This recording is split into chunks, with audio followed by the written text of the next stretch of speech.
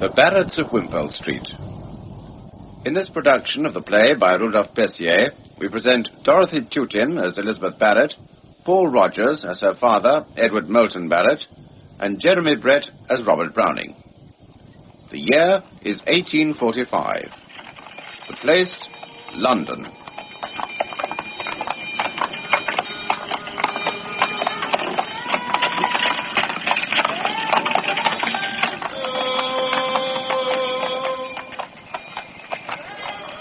The action takes place in Elizabeth Barrett's bed-sitting room in her father's house at 50 Wimpole Street.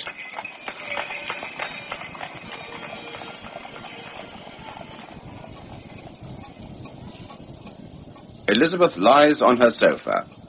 Seated beside her is Dr. Chambers, who is feeling her pulse.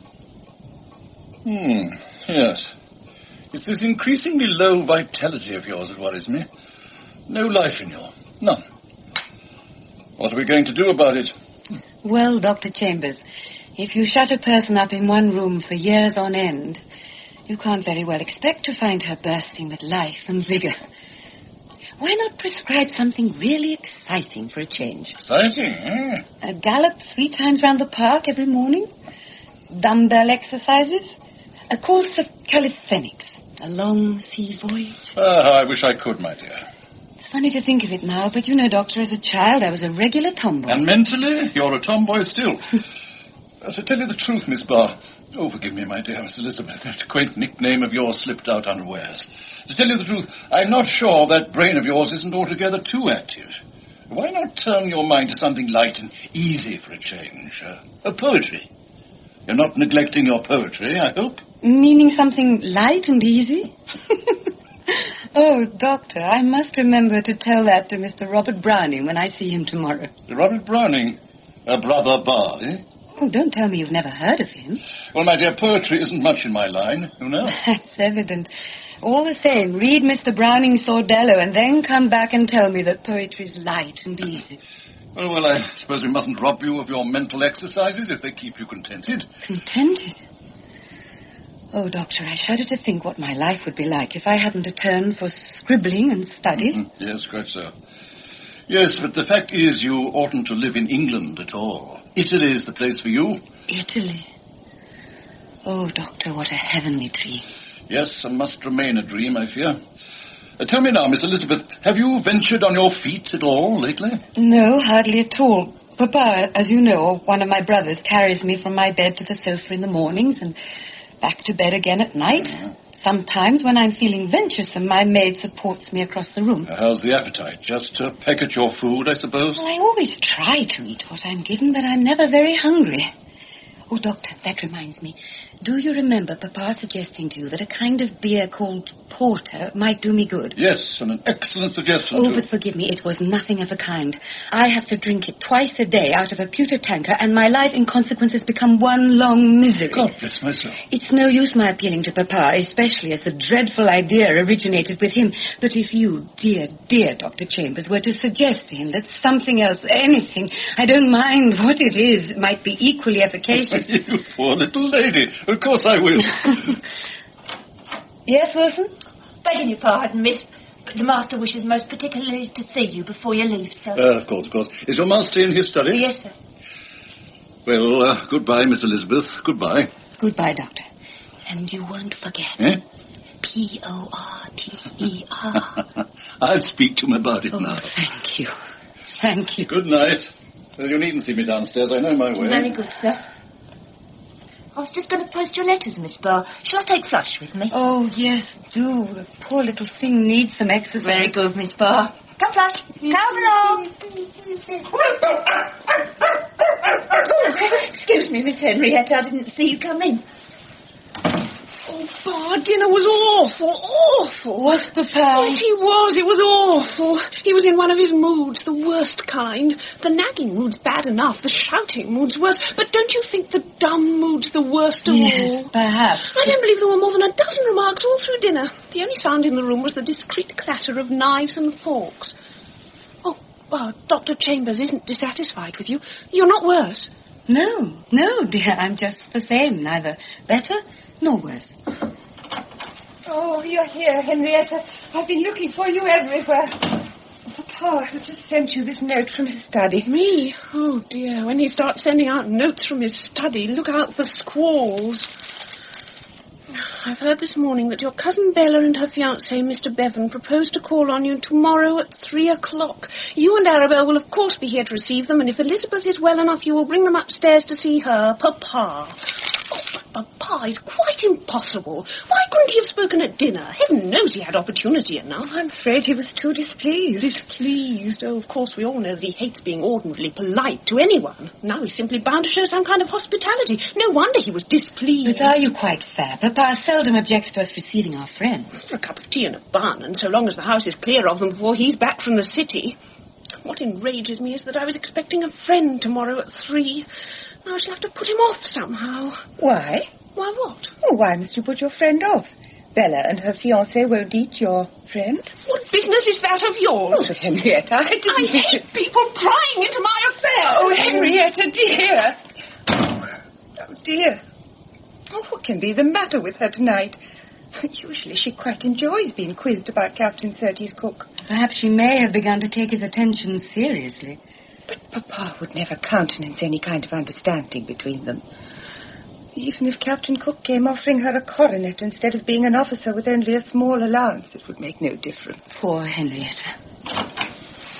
Oh, I'm sorry, Bar. I'm sorry, Arabelle. My dear, I never meant to annoy you. You didn't. You displeased me. Oh, I'm Papa's daughter, all right. When Bella and her fiancé call tomorrow, Arabelle will bring them up here to see me. And Henrietta, you can entertain Captain Cook in the drawing room. What a thing it is to be a genius, you darling. But I must have the room to myself at 3:30, as Mr. Robert Browning is calling then. No, I thought... has Papa given his permission? Of course. But you said yourself only a short time ago that you didn't intend to receive him. I didn't, and I don't particularly want to now. But why? Because, my dear, at heart, I'm as vain as a peacock. Yes, but what... You see, when people admire my work, they are quite likely to picture the poetess as stately and beautiful as her verses, and it's dreadfully humiliating to disillusion them. Oh, don't be silly, Bar. You're very interesting and picturesque.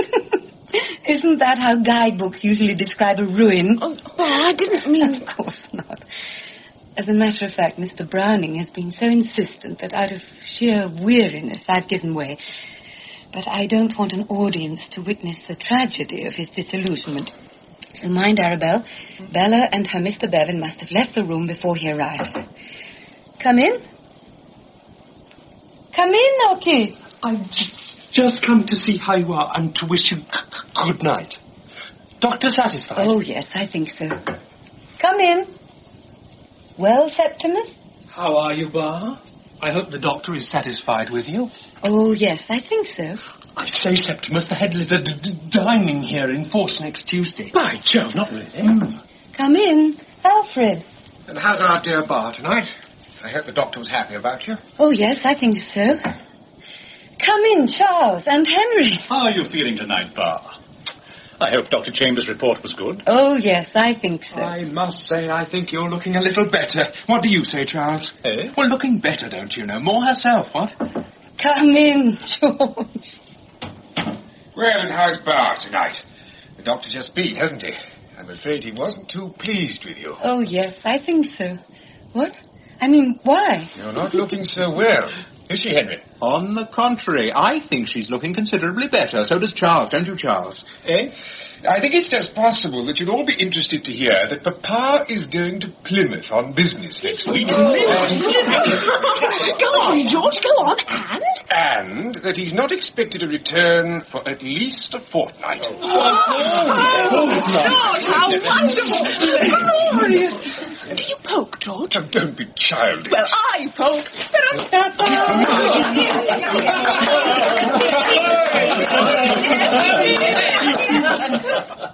Papa.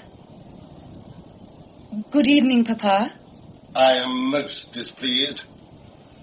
It is quite in order that you young people should visit your sister of an evening and have a few quiet words with her, but I think I've pointed out not once but several times that in her very precarious state of health it is inadvisable for more than 3 of you to be in her room at the same time. My wishes in this matter have been disregarded, as usual. I'm gravely displeased. I am not aware that I have said anything amusing, Henrietta. I beg your pardon, Papa. And may I ask what you were doing as I came into the room? I was showing Bar how to polk. To polk. How to dance the polka. I see. Well, Papa, I think I'll say good night. I should be grateful if you would kindly allow me to finish speaking. Sorry, sir. I thought you'd done. Are you being insolent, sir? No, indeed, sir. I assure you I... Very well. Now... As I'm really the cause of your displeasure, Papa, I ought to tell you that I like nothing better than a little noise occasionally.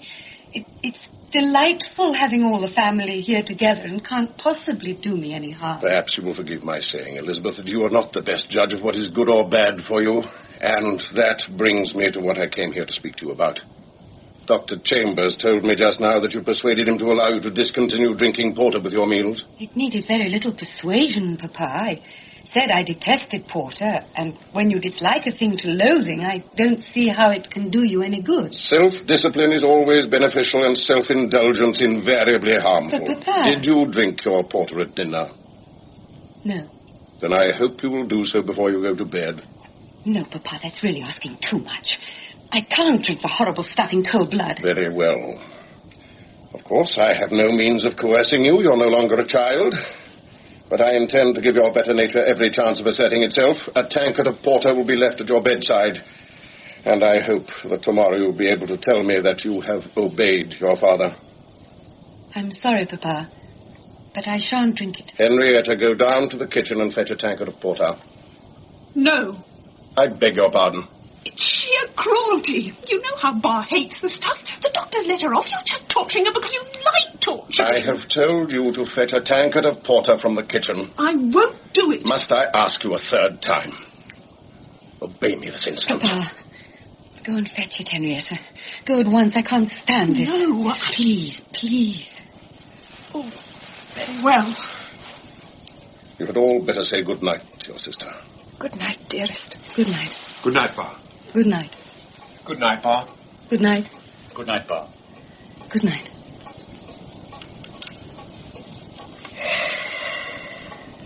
Oh.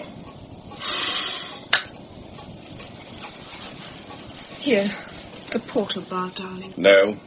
Give it me. There. Now you may go.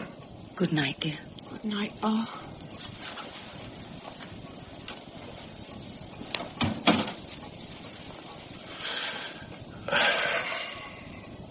Elizabeth. Yes? Why do you look at me like that, child? Are you frightened? No? You're trembling. Why? I don't know. You're not frightened of me. No, you mustn't say it. I couldn't bear to think that. You're everything in the world to me. You know that. Without you, I should be quite alone. You know that, too. And you. If you love me, you can't be afraid of me, for love casts out fear. You love me, my darling. You love your father. Yes. And you prove your love by doing as I wish. I was going to drink the porter. Yes, out of fear, not love. Oh, listen, dear, I told you just now that if you disobeyed me, you would incur my displeasure. I take that back. I shall never in any way reproach you. You shall never know by deed or word or hint of mine how much you have grieved and wounded your father by refusing to do the little thing he asked. Oh, Papa, let us get this over and forget it. I can't forgive myself for having made the whole house miserable over a tankard of porter. Give it to me, please.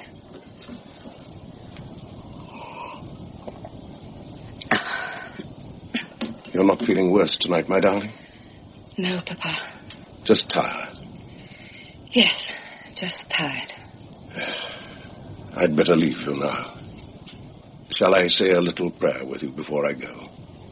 Please, Papa. Almighty and merciful God, hear me, I beseech thee, and grant my humble prayer. In thine inscrutable wisdom thou hast seen good to lay on thy daughter Elizabeth grievous and heavy afflictions. Give her to realize the blessed word that thou chastisest those whom thou lovest. Take her into thy loving care tonight, Purge her mind of all bitter and selfish and unkind thoughts.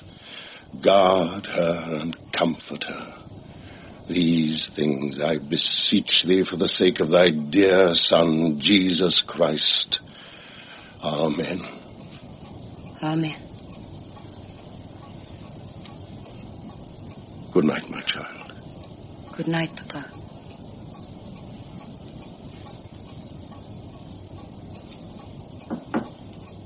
Come in. Are you ready for your bed now, Miss Barr? Oh, Wilson, I'm so tired. Tired of it all. Will it never end? Henry? This long, grey death in life. Oh, Miss Barr, you shouldn't say such things. No, I suppose I shouldn't.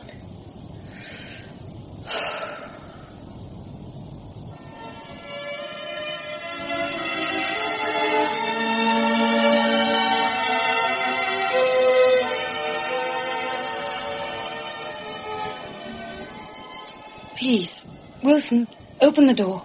I'm expecting visitors this afternoon, and I want the room to be quite fresh for them. Oh, I wish we could open the window. Open the window, Miss Barr? Oh, yes, I know. It's strictly forbidden. Well, open the door wide. Oh, I'd best cover you well up first of all. Visitors, Miss Barr? Yes, my cousin, Miss Bella Headley. I haven't seen her since she was a child, and such a lovely slip of a child. And now she's just become engaged. Indeed, miss? And is she bringing her young gentleman with her? Yes. And Mr. Robert Browning is calling later. Oh, indeed, miss. Is he the gentleman who's always sending you such lovely bouquets? Yes. Oh, that will be nice for you. Now, you sure you don't feel a draught, Miss Barr? Quite, thanks. Wilson. Yes, miss. Have you noticed anything strange in me today? Strange, miss? Yes, strange. I mean, dull-witted, thick-headed, stupid, idiotic. Oh, no. Well, perhaps a bit absent-minded like, but that isn't anything for you to worry about, Then Miss you don't Barr? think I'm going mad? Well, that's mad. Very well, now. Listen carefully and tell me what you make of this.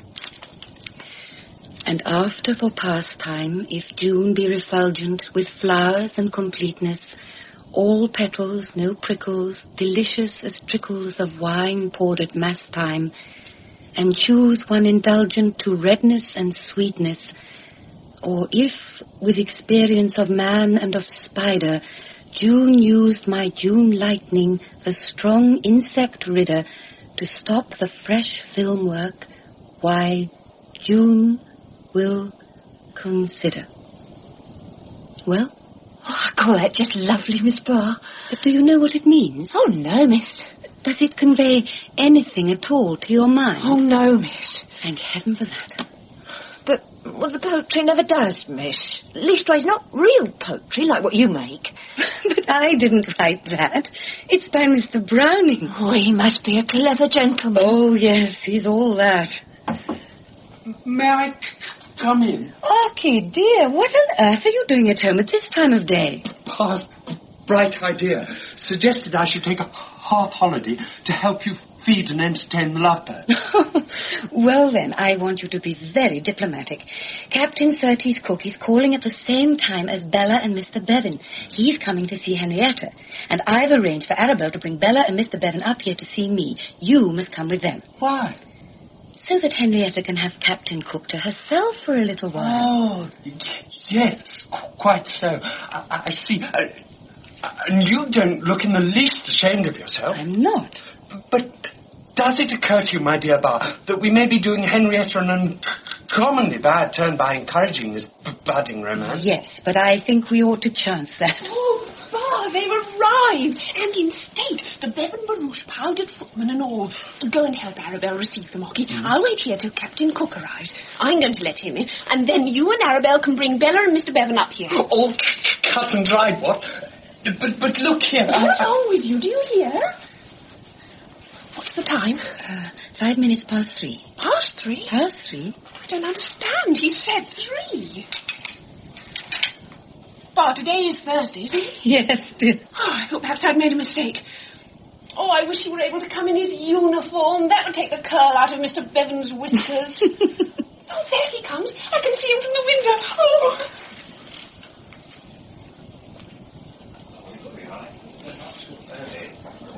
I'll see if she's ready. Oh, I'm so glad you could come, Barrett. Lovely. Are you ready to receive them? Yes, quite. What are they like, Ocky? Oh, she's a dream of loveliness and ease and little... Cousin Elizabeth! Bella, dear. Bar, dearest Bar, after all these years. But, oh, my poor Bar, how sadly you've changed. So pale, so fragile, so ethereal. And you, Bella, are even lovelier than you promised to be as a child. Flatterer, you hear that, Howie? This is my dear, dear Howie, Mr. Bevan, Miss Elizabeth Barrett. Delighted, Miss Barrett. Charmed. No, Howie. You must take her hand, like this. Oh, such a little hand. So frail, so spiritual. And the hand that pens so much that is noble and eloquent. I am honoured, Miss Barrett. Thank you. And may I congratulate you, both of you. I hope you will be very happy. Thank you, Miss Barrett. I am indeed a fortunate man. Dear Howie, dear Bar. But won't you sit down? Thank you. I adore your poems, Bar. Especially when dear Howie reads them. He too adores your poems, which ought to please you as he's dreadfully critical. Oh, come, my pet. Oh, but Howie, you are. He doesn't quite approve of even Mr. Alfred Tennyson's poems. Really, Mr. Bevan? I have nothing against them as poetry, no, indeed. What grieves me, Miss Barrett, is that his attitude towards sacred matters is all too often an attitude tinged with doubt. Now, your poems, my dear Miss Barrett, show no touch anywhere of these modern tendencies. There's not a line in one of them that I would disapprove of even dear Bella reading. That's very satisfactory. Dear Howie is so frightfully earnest. Come, my pet. But now tell me, my dear, when is the wedding to be? Or am I being indiscreet? Not at all. Oh, that reminds me. Where's Henrietta? The wedding? Early in August. Where's Henrietta? At the moment she's downstairs entertaining a friend. Oh, I wanted to ask her. A friend? Not that tall gentleman we passed in the hall. Yes, Captain Surtees cook. In the army? How thrilling. I thought his bearing was military. You wanted to ask Henrietta something? Oh, yes. Oh, Bar, I do so want her to be one of my bridesmaids. Do you think... Henrietta. Bella, dear. Henrietta, darling, I was just saying you must be one of my bridesmaids. You simply must. Oh, I should love to, Bella. It's sweet of you to ask me. And, of course, I will if Papa... Oh, I don't see how he could possibly object. Object? But I don't understand. Isn't she funny, Bar? You're only asked to be a bridesmaid, darling, not a bride. Yes, I know, but... Oh, it's so hard to explain. Perhaps Mr. Barrett looks on bridesmaids as frivolous irrelevancies at so solemn a sacrament as marriage. No, it's not that. It's simply that nothing in this house must happen without Papa's sanction. You know he once owned slaves in Jamaica, and as slavery's been abolished there, he carries it out in England. I'm quite serious. We're all his slaves. Henrietta. Yes? Well, aren't we? Aren't we, Ocky? Aren't we, Bar? We can't move hand or foot without his permission. I tell you, Bella, it's more than likely that he'll refuse to let me be your bridesmaid for no rhyme or reason except that he's out of temper.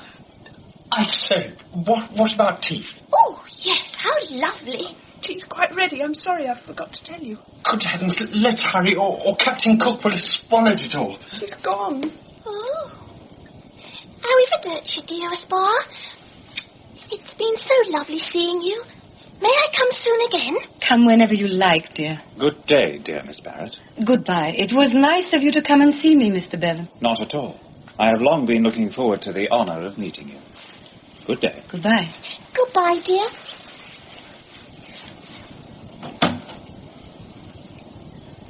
Well, why don't you say something?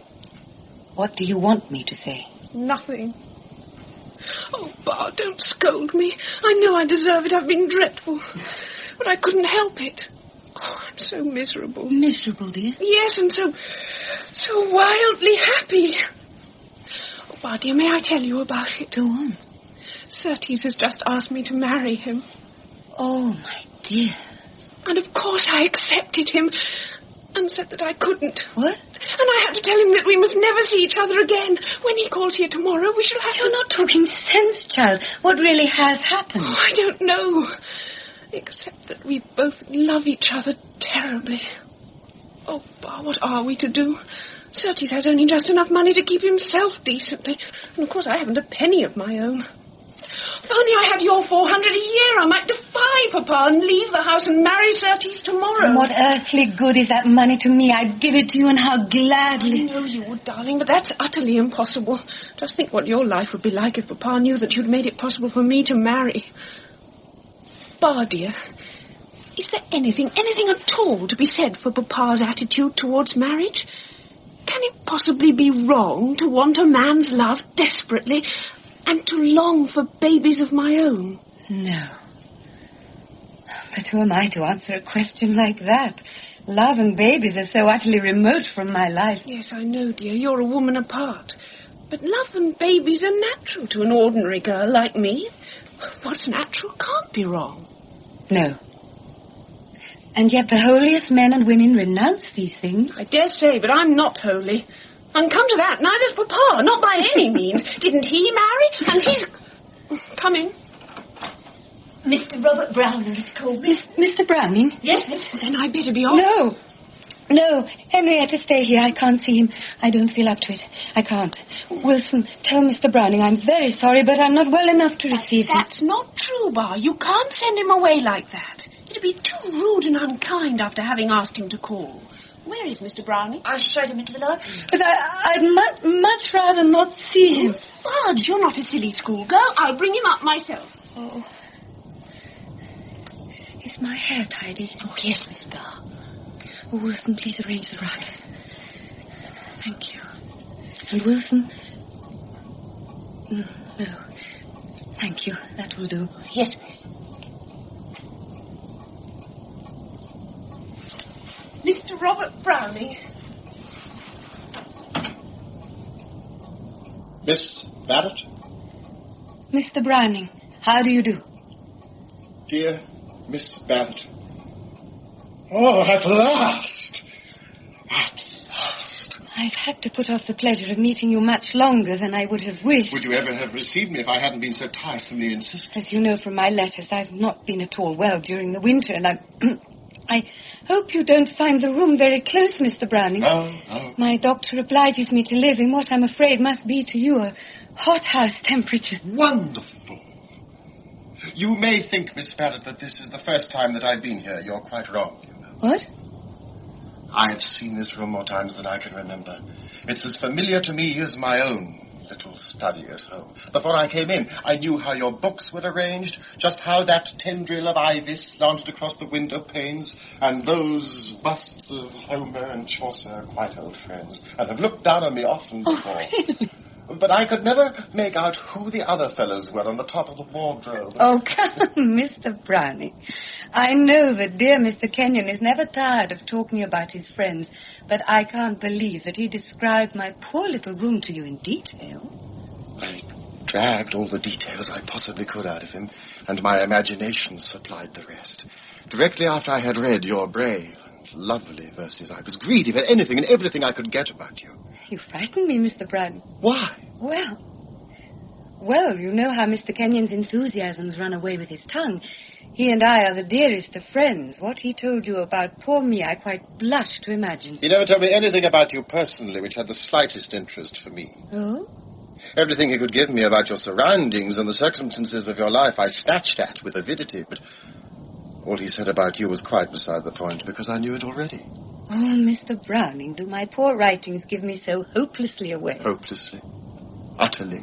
Entirely. To me. I can't speak for the rest of the world. You frighten me again. No. But you do. For I'm afraid it would be quite useless my ever trying to play act with you. Quite useless. I shall always have to be just myself. Always. Oh? And you too, Mr. Browning? Always, myself.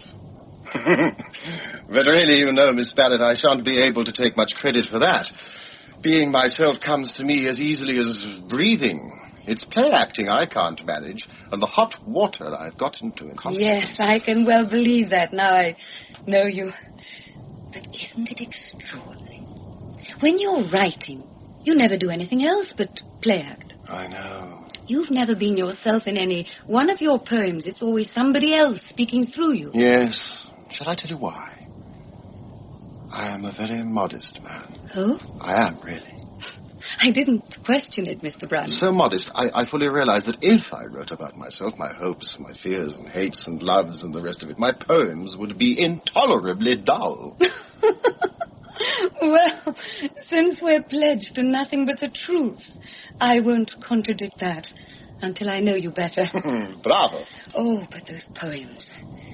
Their glad and great-hearted acceptance of life. You can't imagine what they mean to me. Here am I, shut in by 4 walls, the view of Wimpole Street, my only glimpse of the world, and they troop into the room and round my sofa, those wonderful people of yours, out of every age and country, and also tingling with life. Oh, no, you'll never begin to realize how much I owe you. You really mean that? Why, Well, of course you do, or you wouldn't say it. And you'll believe me when I tell you that what you have just said makes up to me 1,000 times over for all the cold shouldering I've had from the public. Oh, it infuriates me. Why can we never know an eagle for an eagle until it has spread its wings and flown away from us for good? Sometimes I detest the British public. Oh, no, my dear old British public. At least it gives me generously the jolly pastime of abusing it. And mind you, Miss Barrett, I've an uneasy feeling that my style is largely to blame for my unpopularity. Oh, surely not. Didn't we agree never to play act with each other? Touché. Well, perhaps there are passages in your work a little too profound for the general reader. Oh? Oh, no. It's not what I say, but how I say it. Oh, but... And yet to me it's all simple and easy as the rule of 3. And to you? Well, not quite always. Sometimes there are passages, and I've marked 1 or 2 in your Sordello, which rather puzzle me. Here, for instance. Oh, Sordello. Somebody once called it a horror of great darkness. I've done my best to forget it. However,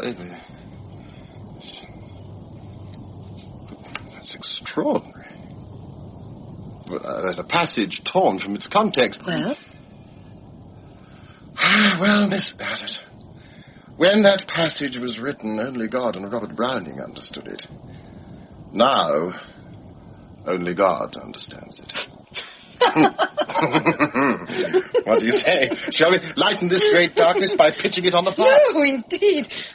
We shall do nothing of the kind. Please give me back the book. Oh. No, I insist. Such passages are only spots on the sun. I love Sordello. You would? Of course you would. And shall I tell you why? Because it is a colossal failure. If by failure you mean an attempt... Yes, you're right. That's just why Sordello appeals to my very heart. I, too, am always making colossal attempts and always failing. Isn't one such failure worth 100 small successes? Oh, 1,000 and more. You think so, too? Oh, but of course I know that. Miss Barrett, you smiled when I told you that Kenyon had no need to describe you because I knew you through and through already. And what you have just said about success and failure proves to me finally how right I was.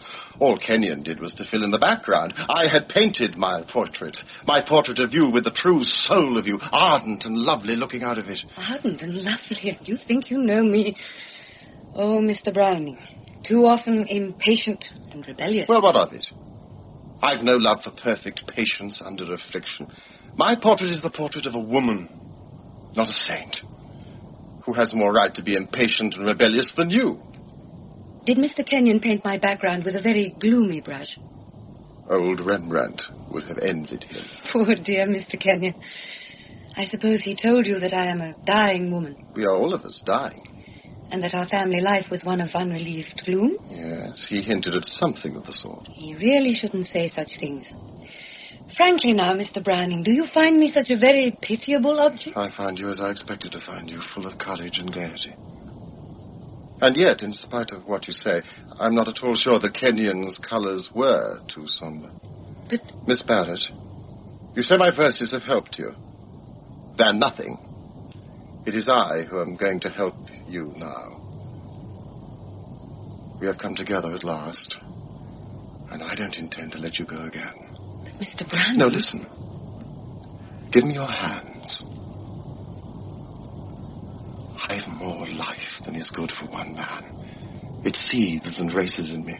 Up to now, I've spent a little of all that surplus energy in creating imaginary men and women. But there's still so much left that I've no use for but to give. Mayn't I give it to you? Don't you feel now new life tingling and prickling in your fingers and arms and into your heart and brain?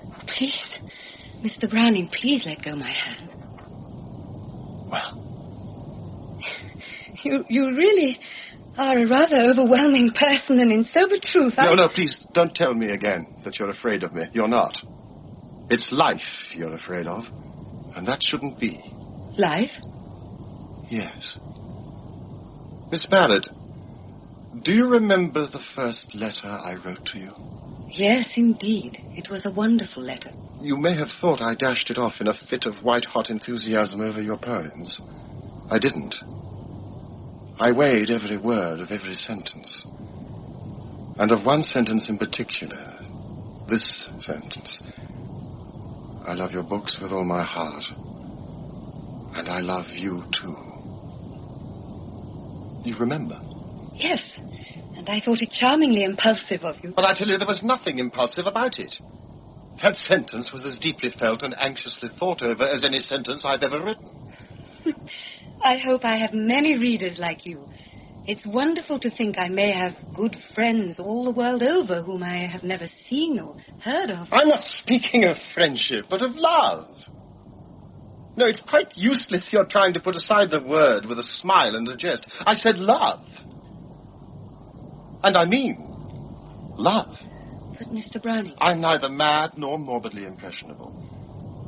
I am as sane and level-headed as any man alive. Yet all those months since first I read your poems, I've been haunted by you. And today you are the center of my life. If I were to take you seriously, Mr. Browning, it would, of course, mean the quick finish of a friendship which promises to be very pleasant for both of us. Why? You know very well that love, in the sense you apparently use the word, has no place and can have no place in my life. Why? For many reasons, but let this suffice. As I told you before, I am a dying woman. I refuse to believe it.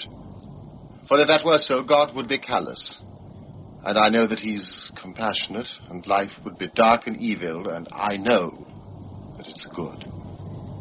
You must never say such a thing again. I forbid you to. Forbid, Mr. Browning? Yes, forbid. Isn't it only fair that if you forbid me to speak of you as I feel, and I accept your orders as I must, that I should be allowed a little forbidding as well? Yes, but... Oh, dear Miss Barrett, what a splendid beginning to our friendship. We have known each other a bare half an hour, and yet we've talked intimately of art and life and death and love, and we've ordered each other about, and we've almost quarrelled. Could anything be happier and more promising? With your permission, I'm going now. I can see that you are tired. When may I call again? I don't quite know. Will next Wednesday suit you? Yes, I think so, but perhaps it would be better... Next Wednesday, then? At 2:30. Yes, but Au revoir, then. Goodbye. Au revoir. Au revoir.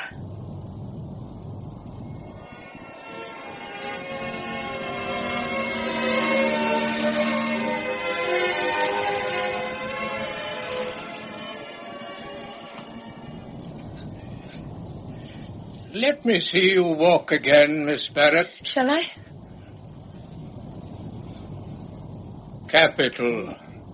My dear Miss Barrett, I congratulate you. Now sit down. When exactly was it you last called me in for consultation, Dr. Chambers? 3 months ago, almost to a day. Well, you've done wonders, Doctor. Oh, mine was just the ordinary spade work. The real healer is no one but Miss Barrett herself. The wish to live is better than a dozen physicians. Well, now, about the future. I fully agree with Dr. Chambers that another winter must, if possible, be avoided. If you continue picking up strength as you are doing, I see no reason against your travelling south by October, say. Travelling? South? To the Riviera, or better still, to Italy. Italy? Oh, Doctor, do you really mean it? Why not? You could travel there by easy stages. There are no practical difficulties in the way of your going there. Oh, if by practical you mean financial, none at all. I've taken the liberty to tell Dr. Fort Waterlow of the only real difficulty in the way of your wintering abroad, and he is quite prepared to deal with it. Quite and drastically. Oh, I'm sure that won't be necessary. Papa may not raise any kind of objection. It depends how he's feeling at the time. Fiddlesticks, my dear young lady. Mr. Barrett's feelings are neither here nor there. All that matters is his daughter's health and happiness, as I intend to make clear to him. Quite clear. Goodbye, my dear Miss Barrett. No, please, don't get up. I'm delighted with your improvement. Delighted. Goodbye. Goodbye, Doctor. Goodbye, Miss Elizabeth. Goodbye. Italy. And you're coming with us too, Flushy. We'll see Rome together. Arabelle, it's all but settled. I'm to go to Italy. They said that I shall be quite fit to travel by October. Rome, Florence, Dante, Sodella. Oh, I don't know what I'm saying. I'm quite off my head with excitement. Oh, how wonderful for you. I'm so glad. You think Papa will consent? But of course he will. Both the doctors are putting it before him as strongly as they can. Oh, surely he'd never have the heart to refuse when he realizes all this Italian trip means to me. No, dear, no. Have you seen him this afternoon? Yes. Well, what was he like? Oh, quite sunny. He called me Puss, and he never does that when he's in one of his moods. And afterwards, when Bella came in, he was really merry. Oh, thank heavens for that. May we come in? Bella, dear. Henrietta, how perfectly lovely you look, and what a beautiful gown.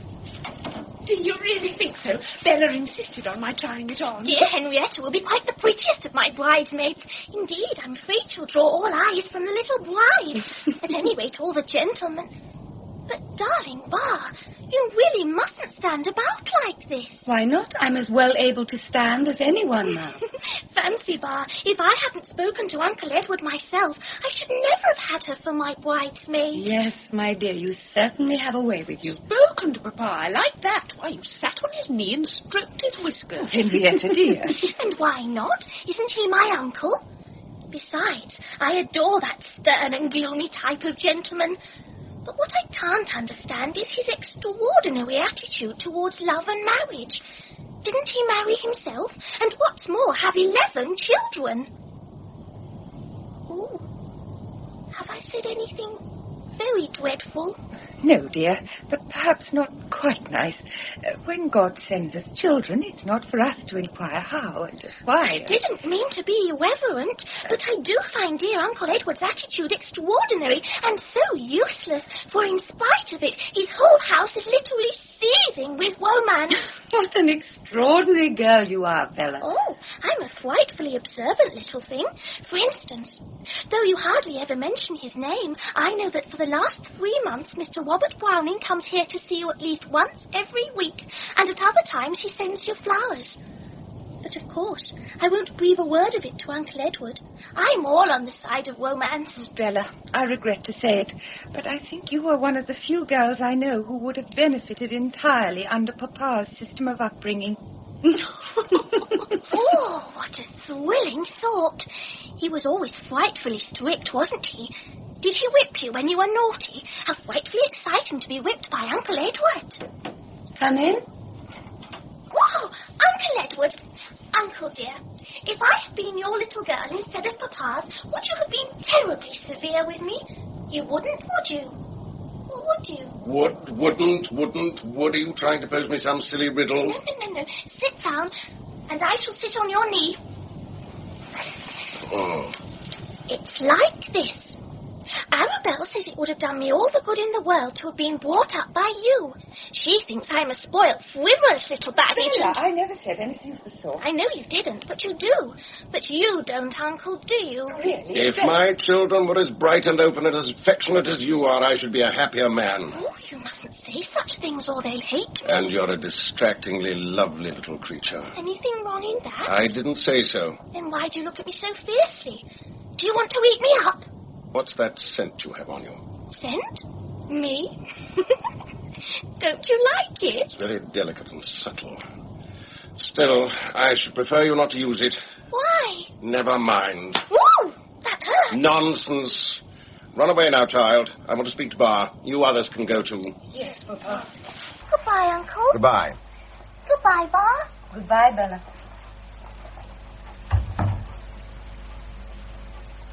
When is the wedding? The wedding? Oh, Bella's on the 27th. Good. Less than a fortnight.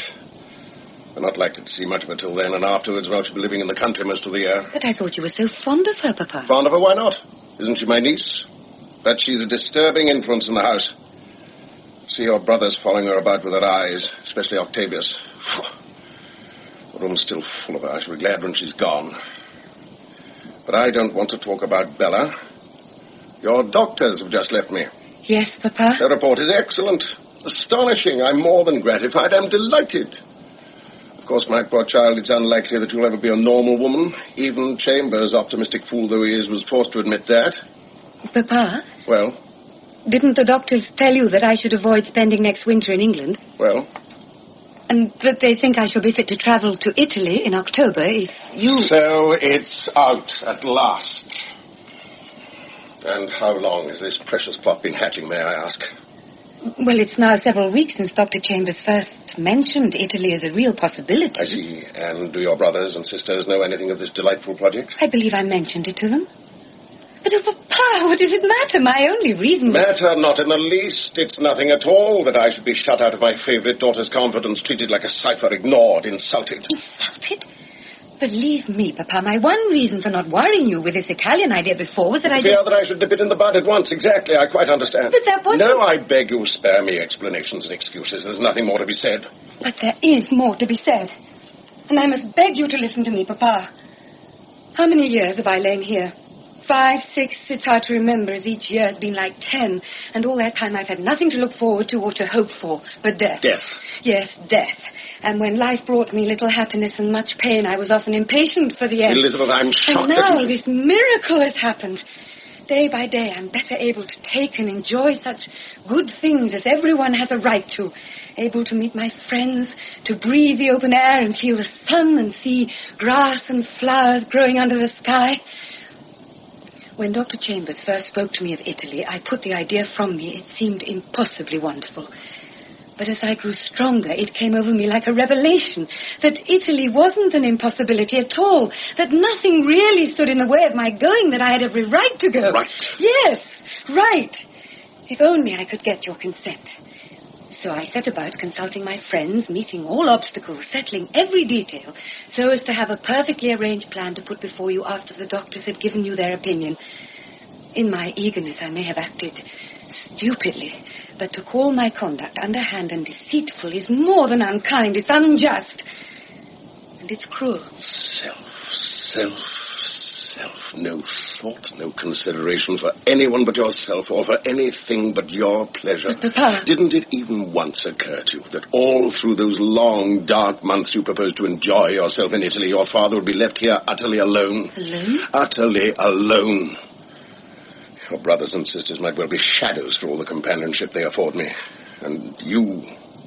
Oh, my child, don't think that I haven't noticed that you, too, now that you're no longer wholly dependent on me... You're slowly drawing away from your father. It's not true. It is true, and in your heart you know it's true. No. New life, new interests, new pleasures, new friends, and little by little I am being pushed into the background. I, who used to be your whole world. I, who love you, Elizabeth. But, Papa... No, there's nothing more to be said. You want my consent for this Italian jaunt. I shall neither give it nor withhold it. You are at liberty to do as you wish. And if you go, I hope you will sometimes spare a thought for your father. Think of him at night, stealing into this room which once held all he loved. Think of him kneeling alone by the empty sofa and imploring the Good Shepherd. Who's that? Come in. If you please, Mr. Browning is called. Oh. That fellow again. I showed Mr. Browning into the drawing room, miss, seeing as she was engaged. Would you like to meet Mr. Browning, Papa? Certainly not. I should have thought you knew by this time I never inflict myself on any of my children's friends. You may show Mr. Browning up, Wilson. Very good, sir. Mr. Browning appeared to consider this his second home. I have not seen him since last Wednesday. Indeed. Then I shall leave you to your tete-a-tete. Will you come up if you please, sir? Mr. Browning. Oh, but how splendid! This is the 4th time you received me standing. If I ever receive you from my sofa again, you may put it down to my bad manners and nothing else. I will, with all my heart, I will. And now tell me, quickly, you've seen them. What do they say? Well, Dr. Ford Waterlow was quite taken out of his grumpy self with astonished delight at my improvement. Say that again. Oh, really? Must I? The whole sentence? I should like to see it in letters of fire burning at me from each of these 4 walls. This is the best moment I've had since I got your note giving me permission to call on you. And Italy. Are both doctors agreed about your wintering there? Yes. And when do they think you'll be fit for travelling? The middle of October. Unless there's a relapse. Relapse, that isn't such a word. October. Extraordinary. For, you know, October suits my own plans to perfection. Your plans? Well, don't you remember my telling you that I had thought of wintering in Italy myself? Well, now I'm quite decided. May I call on you often in Italy? Where do you intend to stay? Why are you laughing? In Italy, I'm afraid you'll need 7-league boots when you call on me. What do you mean? I shall be at 50 Wimpole Street next winter. Here? Yes. But didn't you tell me that both doctors... Doctors may propose, but the decision rests elsewhere. Your father? Yes. He has vetoed the plan. No, not exactly, but I'm quite sure that it will be impossible for me to go. But didn't the doctors make it clear to him that this move of yours may mean all the difference between life and death? I believe Dr. Ford Waterlow spoke very forcibly. Then, in heaven's name... Oh, it's rather hard to explain to someone who doesn't know all the circumstances. You see, Papa is very devoted to me. Devoted? I don't understand a devotion that demands favours as if they were rights. Demands all and takes all and gives nothing in return. I don't understand a devotion that grudges you any ray of light and glimpse of happiness and doesn't even stop at risking your life to gratify its colossal selfishness. Devotion! Give me good, sound, honest hatred rather than devotion like that. Mr. Browning, you must not speak like that. Forgive me. But I won't be silent any longer. Even before I met you, I knew that sickness wasn't the only shadow of your life. But who was I to step in between you and the man nature, as an ugly jest, chose for your father? Please, Mr. Browning. Must I pretend to know nothing, see nothing, feel nothing? Well, I've done with pretense from today on. It's not just your comfort and happiness which are at stake now. It's your very life. I forbid you to play with your life. And I have the right to forbid you. No. No. No. Oh, please don't say any more. The right. And you won't deny it. You're utterly candid and true. At our first meeting, you forbade me to speak of love. There was to be nothing more than friendship between us. I obeyed you. But I knew well enough, we both knew, that I was to be much more than just your friend. Even before I passed that door and our eyes first met across this room, I loved you. And I've gone on loving you. And I love you now more than words can tell. And I shall love you to the end and beyond. You know that. You've always known. Yes. Yes, I've always known. And now, for pity's sake, leave me. No, I shall never leave you. Elizabeth. Elizabeth. Oh, Robert, have mercy on me. Elizabeth, my darling. Oh, Robert, I love you. I love you. And yet you ask me to take my marching orders and go out of your life? Yes. For what have I to give you? I have so little of all that love asks for. I have no beauty and no health, and I'm no longer young. I love you. Oh, Robert. I think Eve must have felt as I did when her first dawn broke over paradise. The terror, the wonder, the glory of it. I had no strength to put up any kind of resistance except the pitiful pretense of mere friendship. I was helpless. I was paralyzed with a happiness I'd never dreamt it was possible to feel. That's my only excuse, and God knows I need one, for not having sent you away from me at once. I love you. My life had reached its lowest ebb, and then you came. Robert, do you know what you have done for me? I could have laughed when Dr. Chambers said that I'd healed myself by wanting to live. He was right. I wanted to live. Eagerly, desperately, passionately. And only because life meant you. You. And the sight of your face. Elizabeth. And the sound of your voice. And the touch of your hand. And with these words singing in my ears, I'm to turn my back on you and go. I love you. And I want you for my wife. Oh, Robert. I can't marry you. Not today or tomorrow. Not this year, perhaps, or next. Perhaps not for years to come. I may never be able to marry you. Elizabeth. Robert, if we were to say goodbye today, we should have nothing but beautiful memories of each other to last to the end of our lives. We should be unhappy, but there are many kinds of unhappiness. Ours would be the unhappiness of those who have put love away from them for the sake of love. There would be no disillusion in it, or bitterness, or remorse. Is it you who are speaking? What do you mean? I thought yours was the courage that dared the uttermost, careless of defeat. I never thought you were a coward. A coward? I? Yes, I am a coward, Robert. Coward through and through, but it's not for myself that I'm afraid. I know that, my darling. What's another disaster to me? You've known little but disaster all my life, but you're a fighter, and you were born for victory and triumph. If disaster came to you through me... Yes, a fighter, but I'm sick of fighting alone. I need a comrade at arms to fight beside me. But not one already wounded in battle. Wounded, but undefeated, undaunted, unbroken. Yes. And what finer comrade could a man ask for? But, Robert... No. But, Robert... No, Elizabeth. No.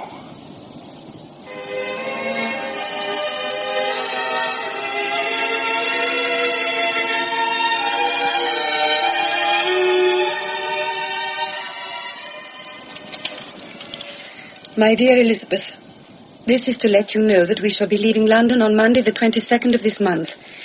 I have taken a furnished house at Bookham in Surrey, and we shall spend the winter there. I have felt for some time now that your present feverishly restless mode of life in London will, if continued, affect you harmfully both physically and morally. I am writing this letter so that you may inform your brothers and sisters of my decision before I return home tomorrow. That's today. Oh, Robert, don't you see what this means to us? It will soon be made impossible for me to see you at all. This letter means all that. But it means a great deal more that you haven't as yet been able to grasp. A great deal more? It means that you will be in Italy before the month is out. Italy? Yes, and with me. Robert. It means that we must be married at once. Do you know what you're saying? Yes, I know what I'm saying, and I repeat it. We must be married at once. My darling, listen. No, don't touch me. I can't marry you. I can never marry you. You can and you shall. You'll marry me if I have to carry you out of this house and up to the altar. Oh, Robert. It's no use deceiving ourselves. However much stronger I may become, I shall always remain an invalid. As your wife, I should be haunted day and night by thoughts of all the glorious things you could have enjoyed, but for me, haunted by the ghosts of your unborn children. Elizabeth. When I first read that letter, my world seemed to fall to pieces. But now, I thank God that it came while we're still free, and have the strength to shake hands and say goodbye. Goodbye, Robert. On the whole, I think this will be our best plan of campaign. The family leave here on the 22nd, so we have barely a fortnight to get everything done in. You told me last week that your sisters were invited to a picnic in Richmond Park next Saturday, so the house will be conveniently empty. We'll meet at Marylebone Church and be married quietly sometime in the morning. I'll see about a license at once and interview the vicar. Robert! Directly after we're married, I think you had better return here and take things very easily for a day or two. You'll have, 6 days if we leave on Saturday week. Now, the packet leaves the Royal Pier at Southampton on Saturdays at 9 o'clock. We must catch the 5 o'clock express at Vauxhall.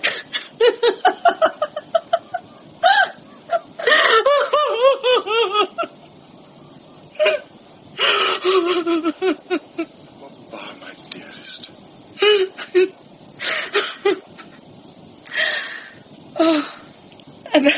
And I always believed Papa was the most overbearing man in the world. And yet you've known me for some time now. But there's one other thing, my darling, that we must settle at once. You can't possibly travel without a maid. Do you think Wilson would be willing to come abroad with us? Robert, have you ever thought that my strength may break down on the journey? Yes? Suppose I were to die on your hands. Are you afraid, Bar? Afraid? You know I would sooner die with you beside me than live 100 lives without you. But how would you feel if I were to die like that? And what would the world say of you? I should be branded as little better than a murderer. And what I should feel, I leave you to imagine. And yet you ask me to come with you? Yes. I am prepared to risk your life, and much more than mine, to get you out of this dreadful house and into the sunshine, and to have you for my wife. You love me like that? I love you like that. Robert, will you give me a little time? Time is short. Yes, I know, but I must have a little time. I can't decide now. I daren't. I feel something must happen soon to show me definitely the way. Give me a few hours. Before I sleep tonight, I'll write and tell you my decision. Please, Robert. You promise that? I promise. Very well. Thank you. Shall I go now? Please. Very well. Au revoir, my darling.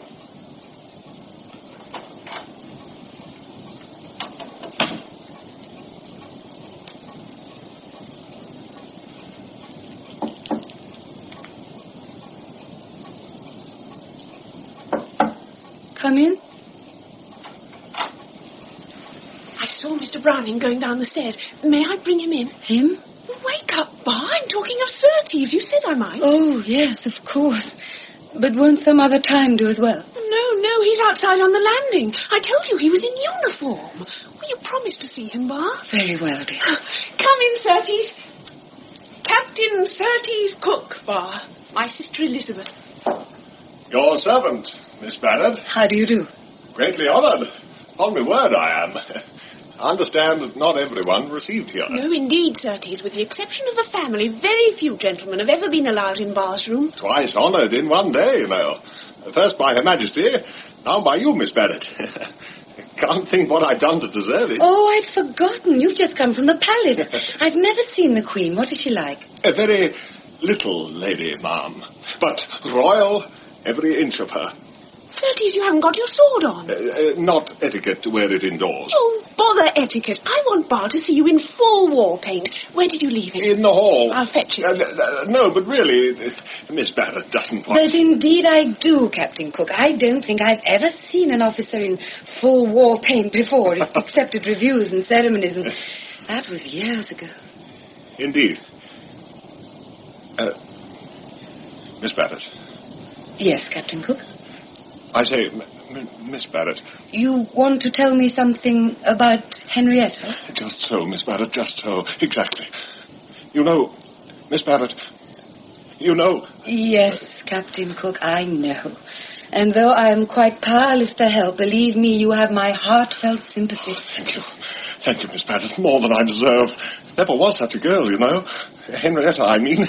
Don't know what I've done to deserve... Here's the sword. Oh, yes, I thought he'd seize the opportunity to tell you something while I was out of the room. Did he really manage to tell you? Perhaps not quite, did you, Captain Cook? Well, you know, still, like most ladies, quick on the uptake. My dear, how I wish I could do something for you both. Well, you can't, favourite daughter though you are. Stand still, Certes, I'm going to buckle this on you. Certes wants to ask Papa for my hand and all that, quite like the conventional suitor.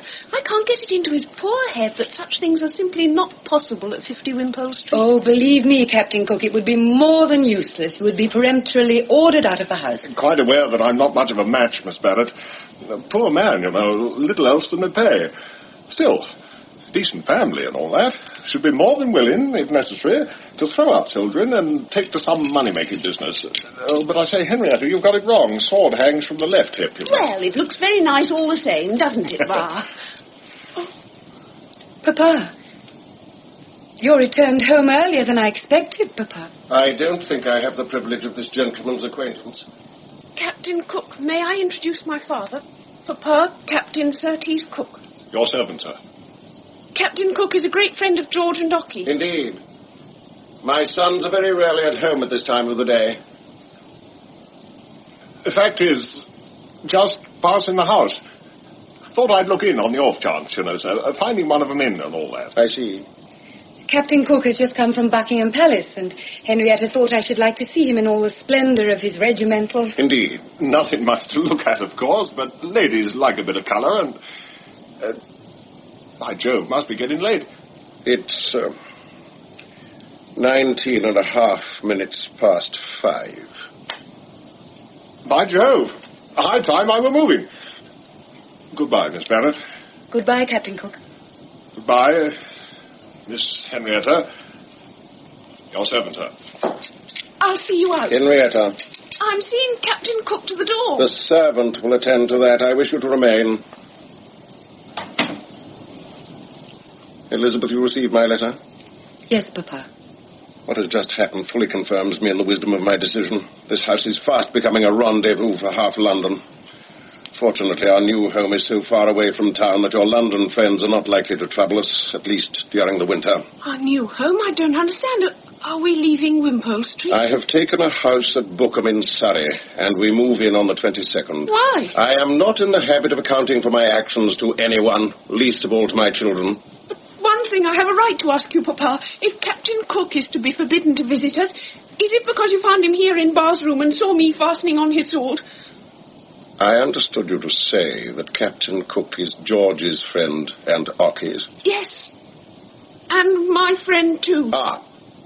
And since it was I who suggested his seeing Bar, and I who asked him to show me how to buckle on his sword, it's unjust to penalise him. Come here, Henrietta. Yes, Papa. Come here. What is this fellow to you? I told you, he's a friend of ours. What is he to you? A friend. Is that all? Yes. Papa. Let me go. What is this man to you? Answer me. Answer me. Papa, please. Answer me. Oh, Papa, I love him. Let her go, Papa. I won't have it. Let her go at once. You, Elizabeth, you knew of this filthiness. I've known for some time that Henrietta loved Captain Cook, and I've given her all my sympathy. You dare to tell me you... Yes, and I would have given her my help as well if I had it to give. I'll deal with you later. Oh, Papa, listen to me, please. I know I've deceived you, and I'm sorry. I'm sorry, but I couldn't help it. I love him. We love each other. And if you'd known, you would have turned him from the house. Can't you understand? He's poor. We don't expect to be married yet. But he's a good man, and it can't be wrong to love him. I want love. I can't live without love. Remember how you loved Mama and how she loved you, and you'll understand and pity me. How long has this been going on? How long have you been carrying on with this fellow? I've known him a little over a year. And you've been with him often? Yes. Alone? Yes. Where? I've met him in the park and... And here? Here. And alone? Have you met him in this house alone? Yes. So furtive unchastity under my own roof, and abetted by one whom I believe to be wholly chaste and good. No. Silence! Henrietta, attend to me. Unless I have your solemn word that you will neither see nor in any way communicate with this man again, you leave my house at once, as you are, with nothing but the clothes you have on, in which case you will be your own mistress and can go to perdition in any way you please, but of this you may be certain. Once outside my doors, you will never again be admitted on any pretext whatever, so long as I live. You have your choice. Take it. Pa! Will you give me your word neither to see nor to communicate with this man again? I have no choice. Very well. You will now go to your room and remain there until you have my permission to leave it.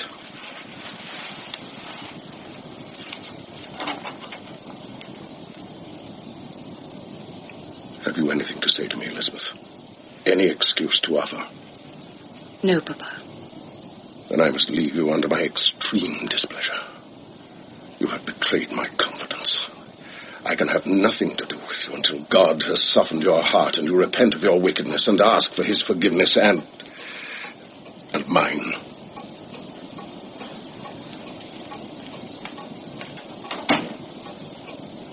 That's it. My mind is made up.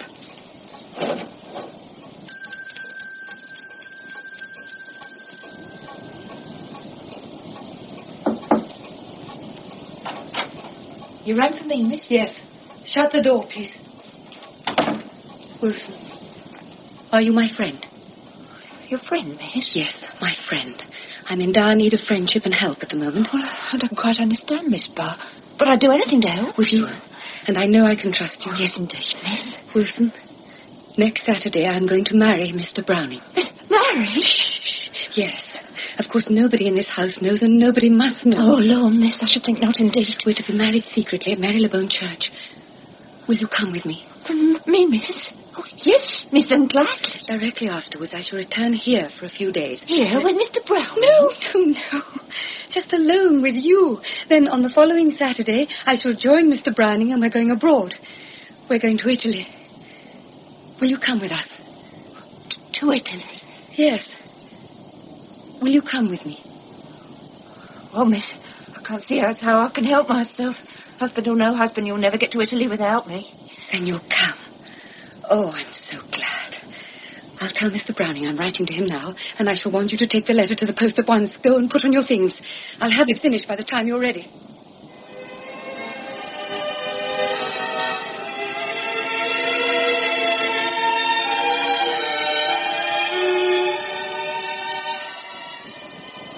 And so you see, Papa, I and my husband are going to Italy to live. Forgive me. Elizabeth. Oh, Miss Barr, I'm that sorry. In my flurry to get the luggage off to the railway station yesterday, I clean forgot to pack these rugs. Oh, never mind. I do hope we haven't forgotten nothing else. If we have, it won't matter much. We shall be able to get all we need in Paris. Oh, no, miss. It doesn't seem possible we'll be in Paris tomorrow. Oh, how time crawls. We've still an hour and a half of this dreadful waiting. You're sure, Wilson, they quite understood at the livery stables exactly when and where the cab was to meet us? Oh, yes, miss. The corner of Wimpole Street at 3:30 punctual. It won't take us more than 10 minutes to get to Hodgson's library, and then Mr. Browning will have us in his charge. Your husband, Miss... Oh, don't breathe that word here. Oh, Miss Barr. No, I'm so foolishly nervous. I can't help it. The very walls seem to be listening. There's no one in the house I know except Miss Henrietta, and she should have gone out by now, but... Miss Henrietta was just putting on her bonnet as I came along the passage. Have you finished writing your letters? Yes, I've written to them all to wish them goodbye. I've just been reading over my letter to Mr. Barrett to see if there was something I could add, something, anything. Oh, Miss Barr. I know I shouldn't say such things, but there's a lot I'd give to be here tonight when the master reads your letter and knows you've been a married lady for almost a week. Wilson, don't. The very thought terrifies me. I can see his face. I can hear his voice. Thank God we shall be miles and miles away. Wilson, I want to speak to Miss Barr. Very good, Miss. I thought you were going out, Henrietta. I was just going when I ran into a messenger at the door. He brought a letter from Surtees, Captain Cook. Well? You remember Papa made me swear not to write or see Surtees ever again? Yes. I'm going to break that oath today. Are you, dear? Yes, and I shall glory in breaking it.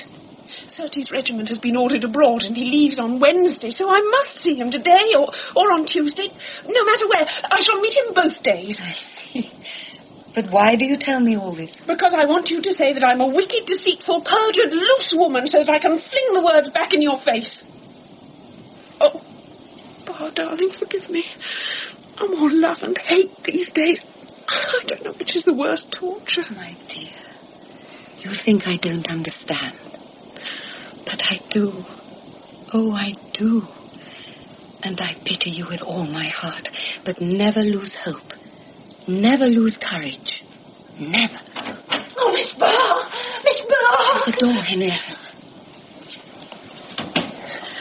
What is it, Wilson? It's the master, miss. He must have heard. Someone must have told him. Oh, what on earth is the matter? Nothing. Wilson, put my hat and cloak away, quick. Oh, yes, Miss Barr, I don't understand. You're as white as a sheet. What did Wilson mean? Is there anything... No, don't speak. Don't ask me anything. You know nothing, understand? Nothing. No, those rugs. Wilson, hide them at once. Come in.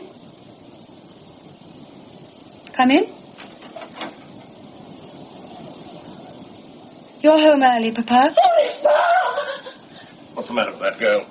Wilson? Yes, and with you? Nothing, Papa. Why a hat, Henrietta? Where have you been? Nowhere. Where are you going? To tea with Aunt Headley. Is that the truth? Yes. Well, you can go. I want to speak to your sister.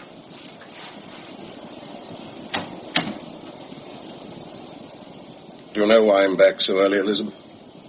No, Papa. Because I could bear it no longer. It's 10 days since I last saw you. Am I to blame for that, Papa? You dare to ask me such a question. Weren't you a party in your sister's shameless conduct? Did you expect to go scot-free of my displeasure? But I did not come to speak about that. I wonder, my child, have you been half so miserable these last 10 days as your father? Miserable, Papa? Do you suppose I'm happy when I'm bitterly estranged from all I love in the world? Do you know that night after night I had to call up all my willpower to hold me from coming here to forgive you? Papa? All my sense of duty and right and justice. But today I could face it no longer. The want of your face and your voice became a torment. I had to come. And I despise myself for coming. Despise myself. Hate myself. No.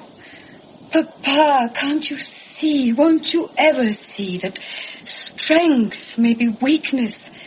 And your sense of justice and right and duty all mistaken and wrong. What do you mean? No, be silent. Don't answer me. Mistaken and wrong. You don't know what you're saying. If only you'll listen to me, Papa. No. But, Papa... No. If there were even a vestige of truth in what you say, my whole life would be a hideous mockery. For always, through all misfortunes and miseries, I've been upheld by knowing beyond a doubt what was right and doing it unflinchingly, however bitter the consequences, and bitter they've been, how bitter, only God knows. It's been my heavy cross that those whom I was given to guide and rule have always fought against the right that I knew to be the right and was in duty bound to impose upon them, even you, even your mother. My mother? Yes, your mother. But not at first. You, my eldest child, were born of love and only love. But the others... Long before they came, the rift had begun to open between your mother and me. Not that she ever opposed me, never once, or put into words what she felt. She was silent and dutiful and obedient. But love died out, and fear took its place. Fear. No. And all because I saw the right and did it. Oh. Oh, dear God. What she must have suffered. And all those children born in fear. Oh, it's horrible. It's horrible. Ah, my dear, don't. I shouldn't have spoken. I shouldn't have told you. No, don't look at me like that. You don't understand. How should you? You know nothing of the brutal tyranny of passion, and how even the strongest and best are driven by it to hell. Would you have betted your sister in her filthy... Henrietta's love. How dare you speak of it in the same breath as... Love, you ignorant little fool. What do you know of love? Love, the lust of the eye, the lowest urge of the body. I won't listen to you. You shall. It's time a little reality were brought into your dream of life. Do you suppose I should have guarded my house like a dragon from this so-called love if I hadn't known from my own life all it entails of cruelty and loathing and degradation and remorse? Through years of tormenting abstinence, I strangled it in myself. And so long as I have breath in my body, I'll keep it away from those I was given to protect and care for. You understand me? Yes, I understand. Very well.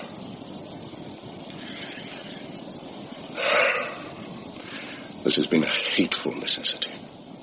I had to speak plainly, lest your very innocence should smirch the purity I'm utterly resolved to maintain in my home. Oh, but for God's sake, my darling, don't let this raise any further barrier between us. I've told you how all these past months I've seemed to feel you slipping little by little away from me. Your love is all I have left to me in the world. You had Mamma's love once. You might have had the love of all your children. Yes, if I'd played the coward's part and taken the easier way. I'd rather be hated by the whole world than gain love like that. Oh, Papa. You don't know how I pity you. Pity? I don't want your pity. But if I should ever lose you or your love, my darling, next week we shall have left this house. In our new home we shall draw close to each other again. There will be nothing, and no one will come between us. My child, my darling, you want me to be happy. The only happiness I shall ever know is all yours to give or take. You must look up to me and depend on me and lean on me. You must share your thoughts with me, your hopes, your fears, your prayers. I want all your heart and all your soul. I can't bear it. I can't bear it anymore. Let me go, Papa. Please, let me go. Forgive me, my dear, I was carried away.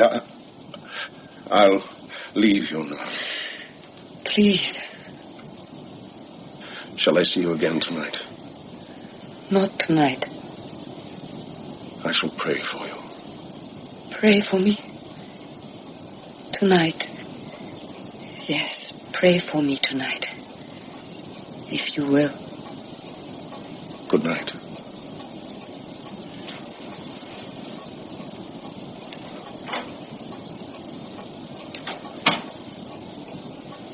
I must go at once. I must go. I must go. Where's my cloak? My bonnet? He's gone to the study, miss. We must go. Now, at once. But Miss Barr, the cab won't be there yet, not for an hour. Besides... Then we must walk about the streets. I can't stay here any longer. I'm frightened. I'm frightened. Walk about the streets, miss. You can't. You can't. Besides, the master's at home. He may see us leaving, for God's sake, miss. Where did I put those letters? Ah, here. He was leaving. We must chance that. He can't stop me. I don't belong to him anymore. I belong to my husband. Papa can kill me, but he can't stop me. I daren't, miss. I daren't. Then I must go alone. Well, you can't do that. Wilson, things have passed between my father and me, which forced me to leave this house at once. Until today, I've never really known him. He's not like other men. He's dreadfully different.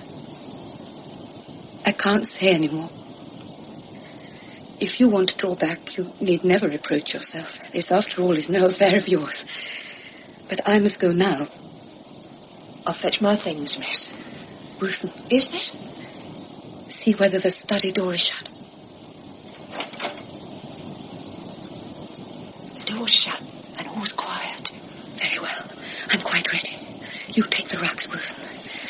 I'd better carry Flush. Come on, boy. Very good, miss. I'll wait for you here. But hurry. Hurry. And don't make a sound.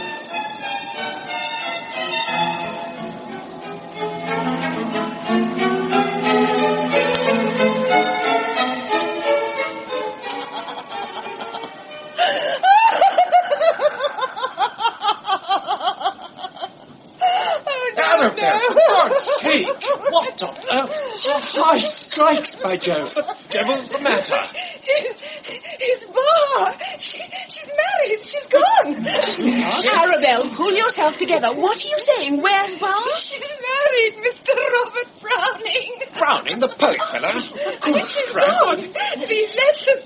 She's written to all of us. There's one for Papa, too.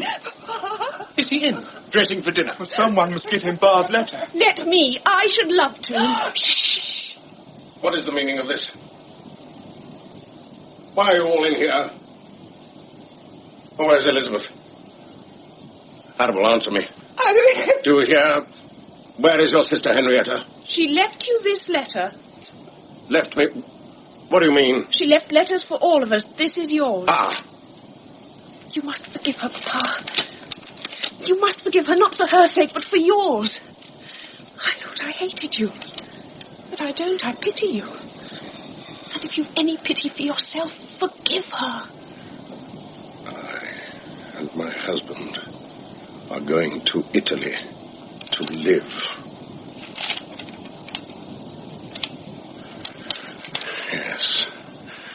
Yes. A dog. Yes. I'll have her dog. Octavius? Sir? Her dog must be destroyed at once. But, Papa... You will take it to the vet tonight, you understand me? Tonight. You understand me? I really don't see what the poor little beast has done. You understand me? In her letter to me, Bar writes that she has taken Flush with her.